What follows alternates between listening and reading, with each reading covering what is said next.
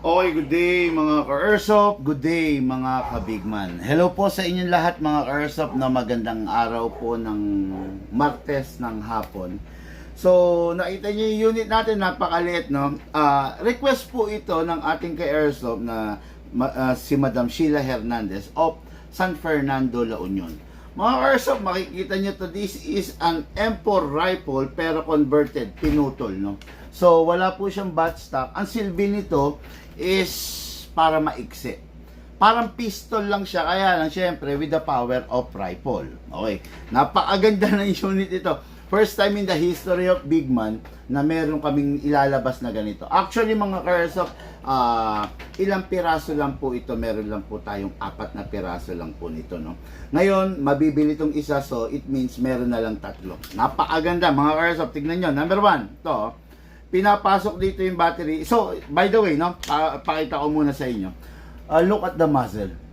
Napakaganda, napakalupit, no? O yan, no? Yung inner barrel. This will serve as the battery compartment. Kasi syempre, wala siyang buttstock. Wala siyang paglalagyan ng battery.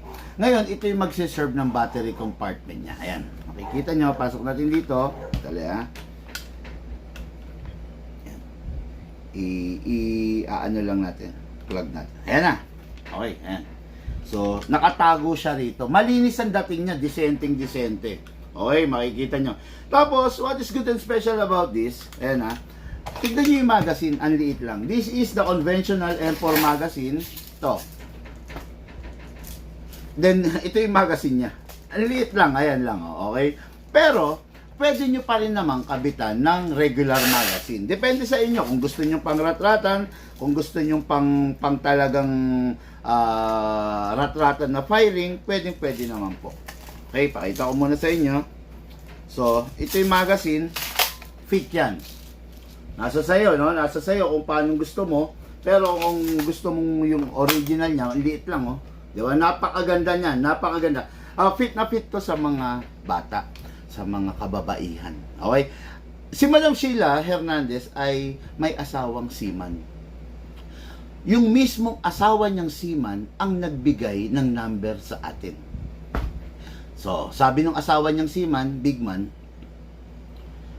baka pwede mong tawagan yung misis ko, then mag-offer ka ng pistol na kung sakasakali pwede niyang pag-aralan para matuto siyang humawak ng baril, and at the same time pwede na rin kahit papano meron siyang hawakang pang self-defense sa bahay. Naunawaan naman natin yung kagustuhan ng ating bossing, kaya nag-recommend tayo ito. Mga ka-Airsoft, napakaganda, napakasarap nito. Upgraded pa yung laman loob. Tatandaan ninyo ha, ang isang rifle mas mahaba, mas maganda.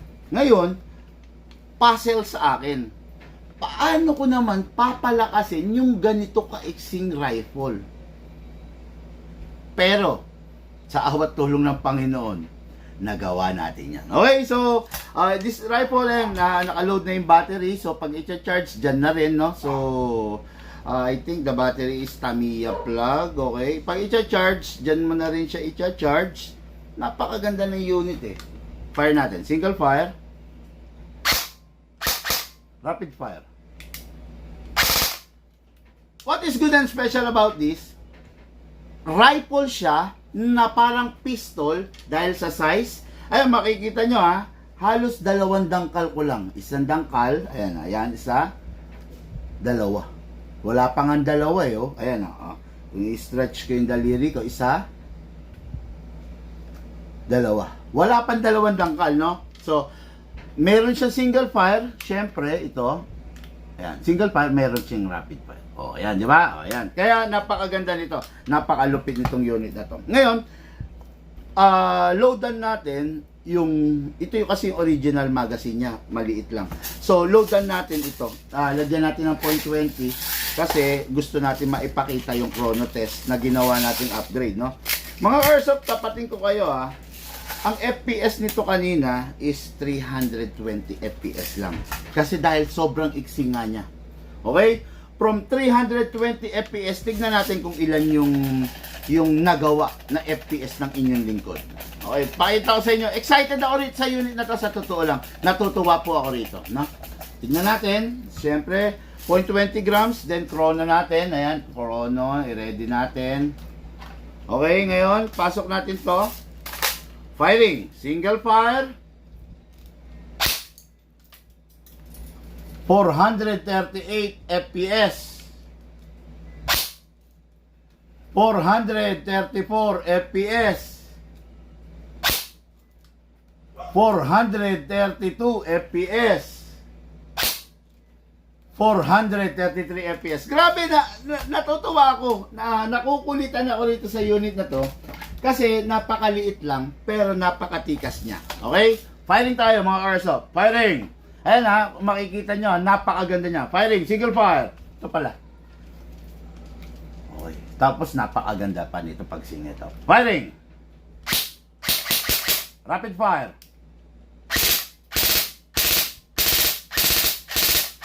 Single fire. Rapid fire. Oh, di ba? Napakaganda, napakalupit na unit. Talaga naman, sigurado ako mag-e-enjoy yung ating ka-airsoft dito. Napakaganda, napakalupit oh. Pag sinetap pa to, mas maganda. Pag nilagyan natin ng scope. Di ba? Pero for now, ito lang man naman yung request ng ating bossing. Napakaganda, napakalupit para sa ating ka-airsoft, Madam Sheila Fernandez of San Fernando, La Union. Thank you po.